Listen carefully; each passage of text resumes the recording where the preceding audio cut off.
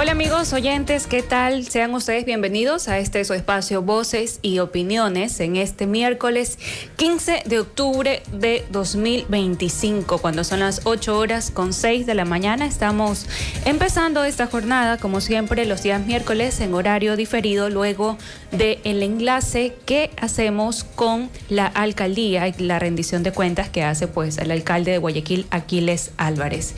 Gracias nuevamente por estar en sintonía y también un abrazo especial a quienes nos ven y nos escuchan a través de Facebook y de YouTube. Ahí nos encuentran como @la96.9 FM. Y por acá estamos informándoles desde Guayaquil que el día de ayer vivió un escenario de terror cuando explotó un coche bomba al frente de un concurrido centro comercial del norte de Guayaquil, del Mall del Sol, y una zona de edificios en donde funcionan muchos negocios y también pues hoteles, una zona muy turística y muy concurrida, cerca de las 18:30 de el día de ayer. De hecho, hasta ahora se sabe que las vías están cerradas en ese sector. Ya la ATM, la Autoridad de Tránsito Municipal de Guayaquil, señaló que se evite circular por esa zona porque todavía se siguen realizando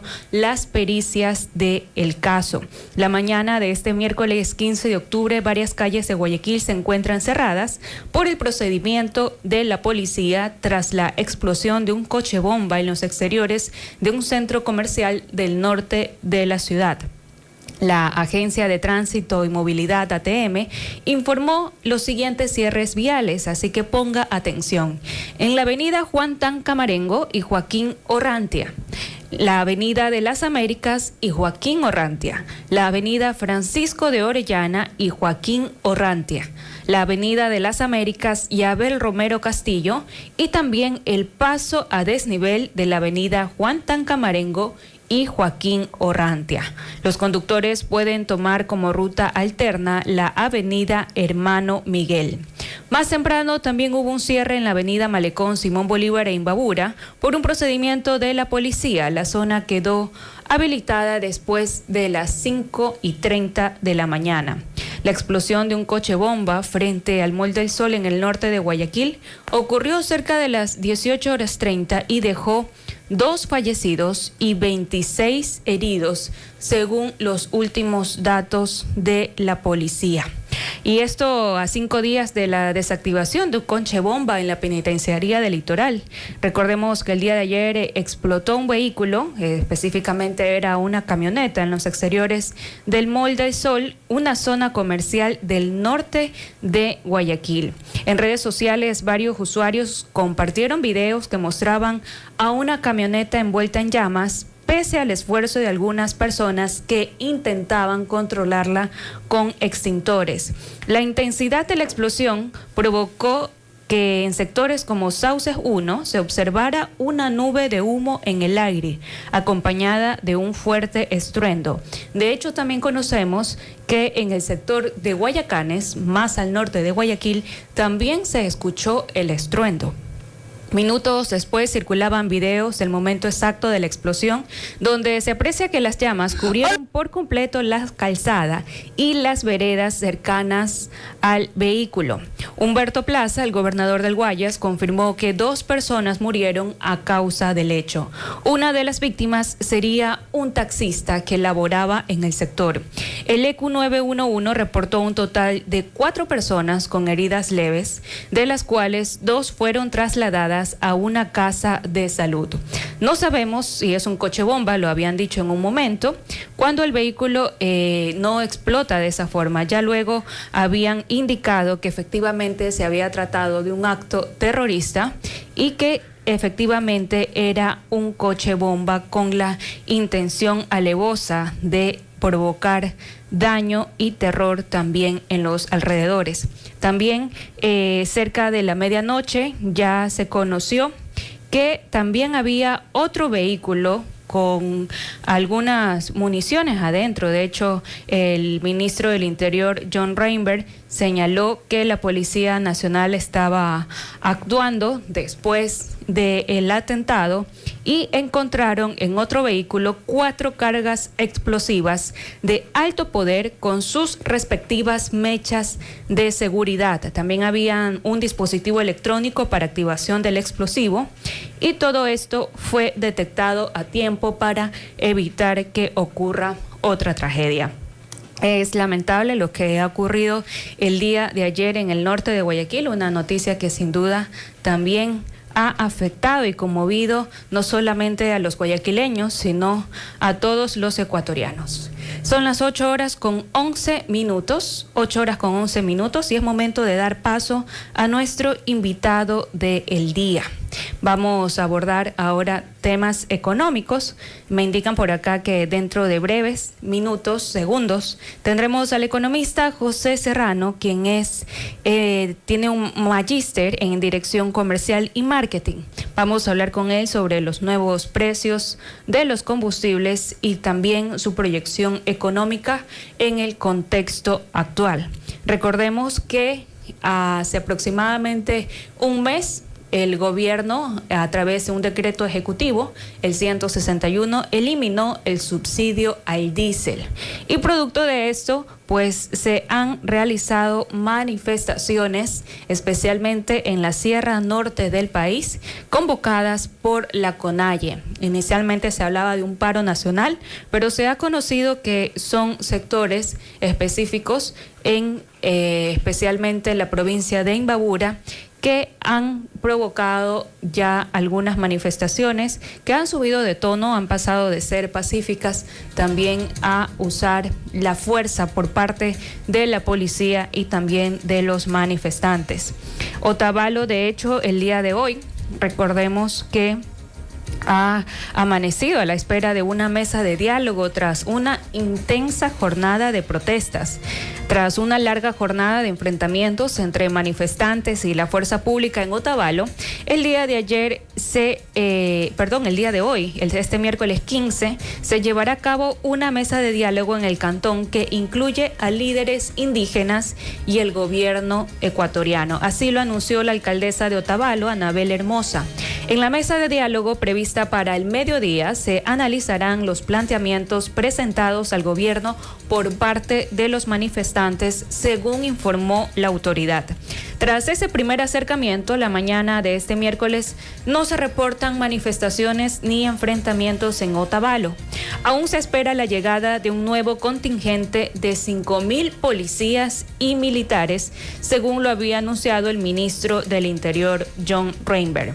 La CONAIE informó también del fallecimiento de una mujer del pueblo quichua Saraguro, Rosa Elena Paqui, a causa de un paro cardiorrespiratorio. El 14 de octubre en el cantón Saraguro de Loja, en donde hubo protestas ese día y enfrentamientos entre manifestantes y la fuerza pública el día de ayer.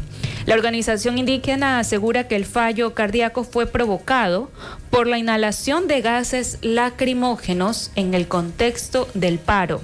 Sobre esta muerte, las autoridades gubernamentales no se han pronunciado y aún no se conocen los resultados de la autopsia. Por otra parte, la noche del martes, a las 21:30, la alcaldesa de Otavalo, Anabel Hermosa, anunció que tras los primeros diálogos entre líderes indígenas y el gobierno nacional, se han logrado los primeros acuerdos para el restablecimiento de la paz en el cantón. La autoridad anunció que 7 jóvenes y 2 adultos mayores que fueron detenidos en la jornada del martes fueron liberados en la noche de ayer. Son las 8 horas con 15 minutos en Voces y Opiniones, 8 horas con 15 minutos, y adicional en este mismo contexto queremos comunicarles cuáles son las vías que permanecen cerradas ante el paro nacional. Mientras este 15 de octubre se espera una jornada de diálogo en Otavalo en el contexto del paro de la CONAIE en la provincia de Imbabura, aún hay vías cerradas, según el reporte del Sistema Integrado de Seguridad ECU 911. También se mantienen los cierres viales en la provincia de Pichincha, mientras que en la Sierra Centro y Sur no se reportan bloqueos. Además, la mañana de este miércoles también hay un cierre en una carretera de Carchi. Así, la información que tenemos es la siguiente.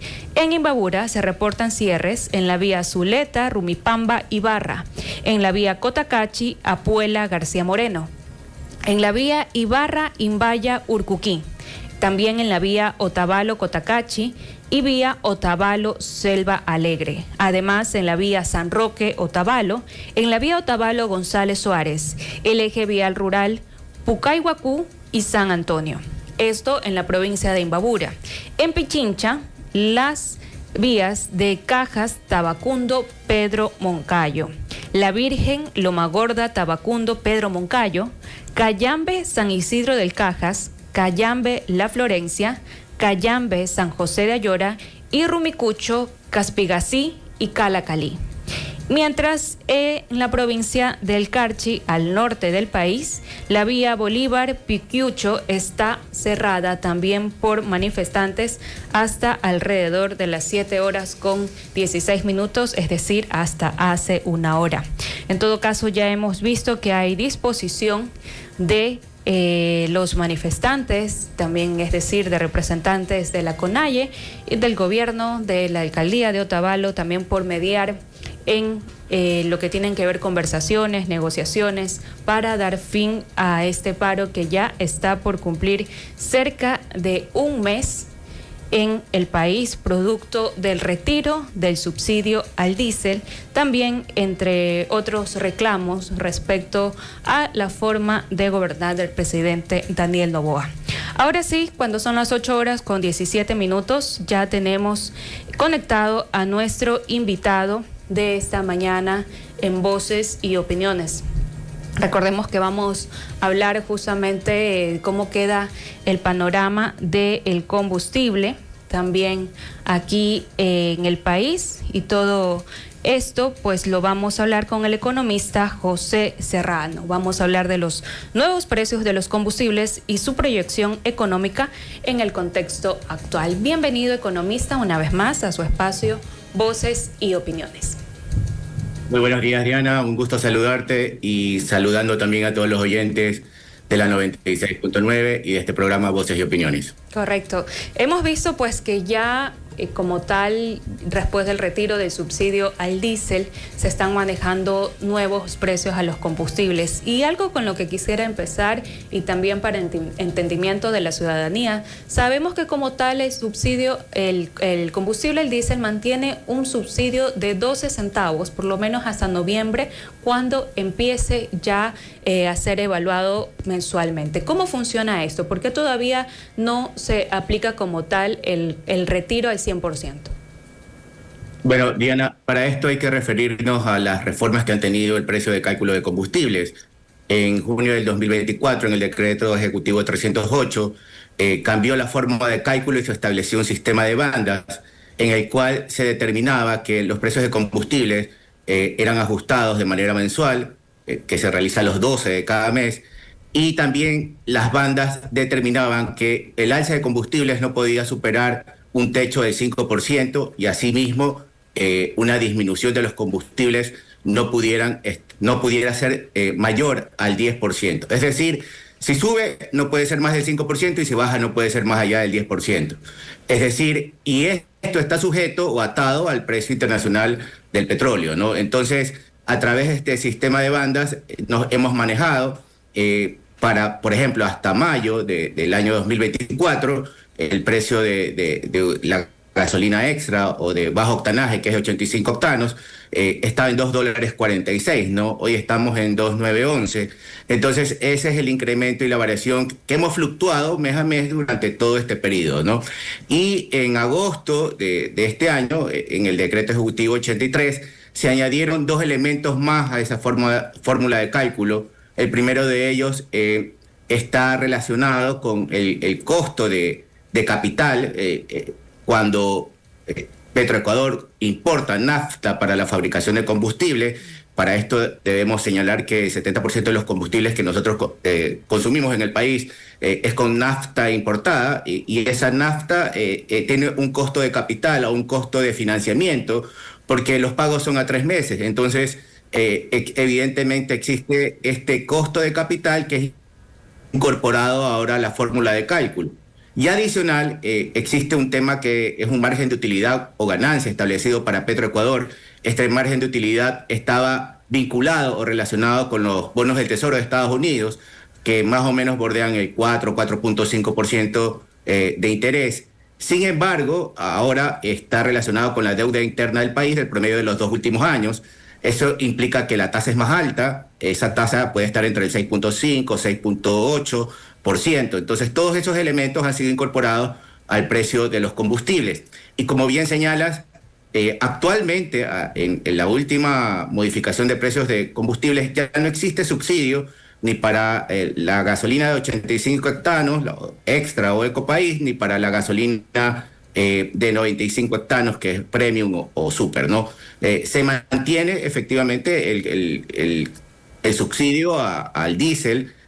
No creo que cambie, dadas las circunstancias que estamos actualmente viviendo a nivel país, pero el subsidio efectivamente es de 12 centavos anunciado por Petroecuador, ¿no? Bueno, el gobierno ya había informado que esto ya iba a variar el precio, al menos a finales de noviembre.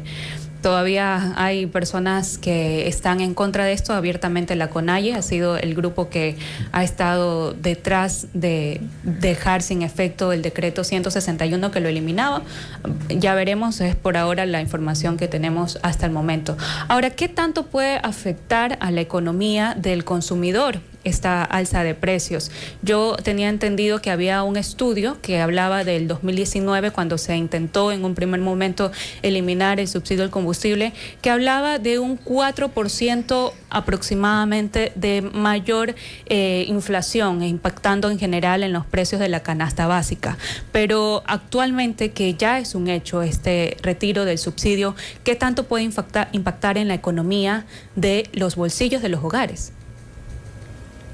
Bueno, lo cierto es que la dolarización de alguna manera ayuda a disminuir o que el impacto no sea tan alto. Si nosotros vemos la estadística del INE, que en cuanto al índice de precios del consumidor, no hemos tenido todavía un alto impacto en la subida de precios a nivel general, porque algunos dirán, pero subió tal elemento, subió tal producto, pero a nivel general el impacto no ha generado una subida o una escalada o una especulación alta en temas de precios. Debemos ver cómo se desarrolla también en los siguientes meses. También el gobierno ha tomado medidas compensatorias, entre ellas hace pocos días anunció también una medida compensatoria al sector de transporte, no solamente público, sino también a nivel de transporte en general, ¿no? Entonces, creo que eso ha ayudado a asimilar o que el impacto no sea tan alto a nivel aún de precios, ¿no? La economía lo ha absorbido y todavía eso no se refleja en una tasa o un incremento elevado en cuanto a la inflación a nivel general, ¿no? Yo siempre hablo de índice de precios del consumidor. Pero quizás no podría sentirse para la clase media y alta, pero ¿qué hay de los quintiles bajos de pobreza? Aquellos en donde pueden vivir tranquilamente con $1 al día. Para ellos el impacto sí sería representativo, significativo. Evidentemente, una subida de los precios de combustibles en los sectores más vulnerables, en los sectores menos favorecidos, el impacto va a ser mucho más alto. No es lo mismo comparar a alguien que pudiera ganar un salario mensual de $470 y tiene un ingreso fijo comparado con aquellos que solamente viven del día a día y a veces con menos de $1 diario. Y a esto también debemos señalar cuál es el porcentaje de pobreza en el Ecuador. Actualmente es el 24%. Entonces, ese sector definitivamente es el que más va a sufrir o va a verse impactado por este tipo de medidas. Y ahí viene la parte del gobierno de poder sortear este tipo de dificultades en el sentido de tener otro tipo de medidas compensatorias que sí puedan llegar a este sector vulnerable, ¿no? Se han abierto créditos al sector agropecuario, evidentemente y algunas otras medidas que han buscado compensar esto que ha elevado en general el precio del transporte por el impacto al diésel. Pero también es importante señalar aquí, Diana, por ejemplo, en el tema de subsidio a combustibles de manera general, ¿no? Por ejemplo, hasta antes de este sistema de bandas que empezó a regir en junio del 2024, el promedio de un subsidio a galón normal, extra, era de 69 centavos por cada galón. Ese era el subsidio que pagabas. Entonces, si alguien decidía, por ejemplo, a la costa, sierra, un consumo de 10 galones significaba que el Estado, y por qué no decir todos los ecuatorianos, estábamos subsidiando a su viaje $6.40. Y asimismo, el promedio subsidio hasta antes existía $1.12, $1.14, y a raíz de eso ¿qué es lo que hizo este tipo de medidas?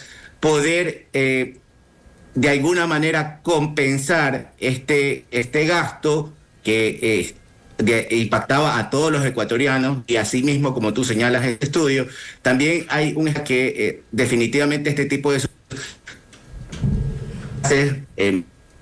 si no está destinado gran parte para temas de comercio ilegal. Me refiero a minería ilegal, narcotráfico y también de combustible por las fronteras, ¿no? Así es. Recordemos que una de las motivaciones para eliminar el subsidio al diésel era que justamente el gobierno anunciaba que no se estaba destinando al propósito por el cual fue concebido, que era ayudar a las familias que estaban más necesitadas, sino que iban a dar con la minería ilegal y también con el contrabando. En ese sentido, economista, ¿cuál cree que será el impacto justamente en estas actividades ilegales al ya no contar con un subsidio al diésel por parte del gobierno?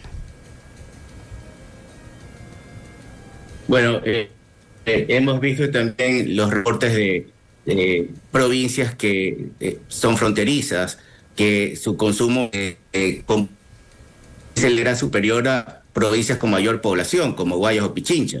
Hemos también visto de manera sorprendente que provincias como Galápagos tenían incluso consumos de combustible de diésel superior a los que son estas provincias de mayor población.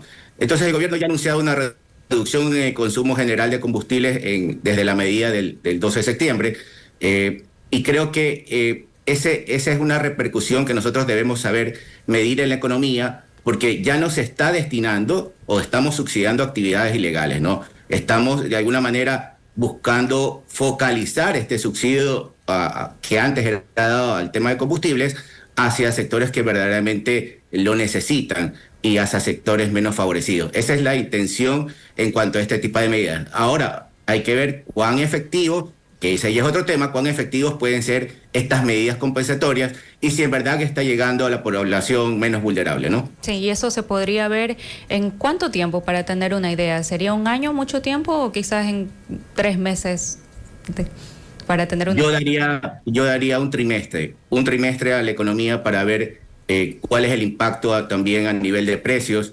Sabemos que diciembre de por sí es un mes un poco inflacionario, pero que también trae consigo una mayor demanda laboral, mayor necesidad de empleo por parte de muchas empresas que aprovechan esta temporada. Entonces, creo que debemos dar a la economía un trimestre para saber el impacto real a nivel de precios al consumidor y a nivel también de saber si estas medidas compensatorias fueron efectivas para la población y si en verdad fueron eficaces para llegar a la población menos vulnerable, que entendería es la intención del Estado, ¿no? Válido, economista, para tenerlo en cuenta entonces más adelante y hacer este nuevo análisis en un próximo trimestre. Queremos agradecerle, economista José Serrano, por habernos acompañado como cada miércoles en Voces y Opiniones.